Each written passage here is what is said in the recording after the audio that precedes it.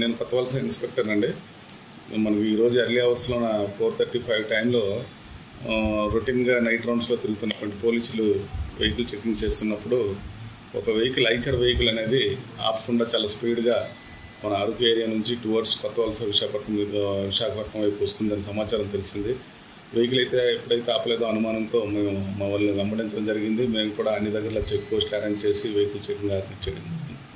ఈ క్రమంలో మన కొత్తవలసకి సుమారు 4 కిలోమీటర్ల దూరంలో టువర్డ్స్ మన ఎస్కోట వైపు ఒక వెహికల్ రోడ్డు ఐచర్ వెహికల్ అనేది అది మా ఎంపీ రిజిస్ట్రేషన్కి సంబంధించినటువంటి వెహికల్ రోడ్డు మీద పార్క్ చేసి అన్నోన్ డ్రైవర్స్ కానీ వాళ్ళు కానీ బయటకు వెళ్ళిపోవడం జరిగింది.